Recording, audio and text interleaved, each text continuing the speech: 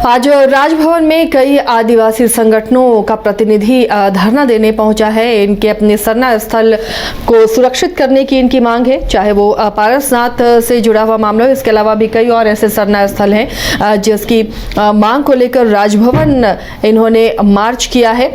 और क्या वहां ज्ञापन सौंपा गया है, क्या किसी तरह का आश्वासन मिला है, क्या कुछ हुआ, इसकी जानकारी के लिए हम नीरज का रुक करेंगे। हमारे सहयोगी नीरज हमारे साथ जुड़े हुए।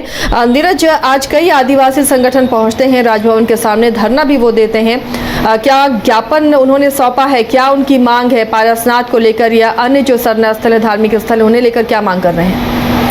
देखिए, ये जो धरना प्रदर्शन किया गया था, एक दिवसीय धरना प्रदर्शन राजभवन के समक्ष में, ये जो राष्ट्रीय आदिवासी समन्वय समिति की ओर से ये पूरा जो धरना प्रदर्शन किया गया था, जिसमें झारखंड के विभिन्न जिलों से जो प्रतिनिधि थे वो शामिल हुए थे और अलग अलग मुद्दे थे और तमाम मुद्दों को एक जगह पर रखते हुए सरकार तक जो है अपनी बातों को पहुँचाने की कोशिश थी। जिसमें जो प्रमुख मांगे थी उनमें से जो पारसनाथ पहाड़ पे जो मारंग बुरु स्थल है उसको लेकर मांग की जा रही थी कि उनका जो वहाँ पे शुरू से कल्चर रहा है कि वहाँ पे बलि दी जाती है और पूजा किया जाता है, उससे छेड़छाड़ ना किया जाए। उनकी जो प्रथा शुरू से रही है उस प्रथा को बरकरार रखने दिया जाए, सरकार जो है उसमें सपोर्ट करे, ये जो है अपनी बातों को पहुँचाने की कोशिश थी।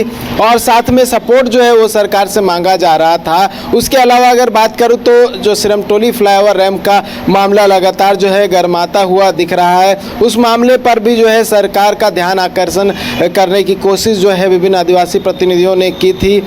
उसके बाद अगर बात करूं तो नामकुम का जो सोनू मुंडा हत्याकांड था उसको लेकर भी जो कुछ कार्रवाई हुई थी, उसके बाद बहुत सारे जो बातें कही गई थी उन पर कार्रवाई संभवतः नहीं की गई है। इसको लेकर भी मांग की जा रही है कि आगे जिला प्रशासन जो है जो कार्रवाई अभी तक नहीं हो पाई है उसको आगे बढ़ाते हुए सख्ती से जो कार्रवाई है वो करे। उसके साथ साथ जो पिठोरिया में झड़प हुआ था उसको लेकर भी मांग की जा रही है कि जो मुख्य आरोपी है उसकी अभी तक गिरफ्तारी नहीं हुई है। मामले में कई और भी आरोपी थे, उनकी भी गिरफ्तारी नहीं हुई है और कोई ठोस जो कार्रवाई पुलिस की ओर से होनी चाहिए वो कोई ठोस कार्रवाई जो है देखने को अभी तक फिलहाल जो है नहीं मिला है। उसके साथ जो आदिवासियों की ज़मीन जो है हत्याए जा रहे हैं, लूटे जा रहे हैं, इसको लेकर भी जितने भी आदिवासी प्रतिनिधि थे वहाँ पर मुखरता से अपनी बातों को रखते हुए नजर आया और साथ ही राज्यपाल को ज्ञापन भी सौंपकर तमाम बिंदुओं से जो है अपनी बातों को रखने का प्रयास किया है, कोशिश की है कि सरकार तक उनकी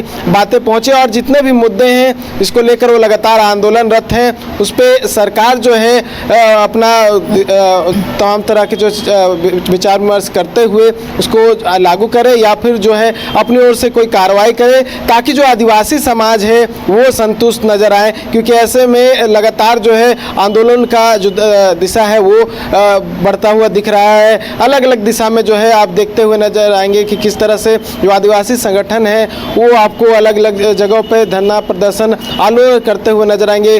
और इसी को लेकर वो चाह रहे हैं कि जल्द से जल्द जो कार्रवाई है वो हो जाए ताकि इस तरह का प्रदर्शन जो है रांची की बात करें या फिर अन्य जिलों में जो प्रदर्शन किए जा रहे हैं वो ना हो। ऐसे में सरकार अगर सख्ती से तमाम चीज़ों को करती है, कार्रवाई करती है तो आदिवासी समाज जो है वो संतुष्ट हो जाएगा और इस तरह के आंदोलन जो आने वाले समय में नहीं होगा।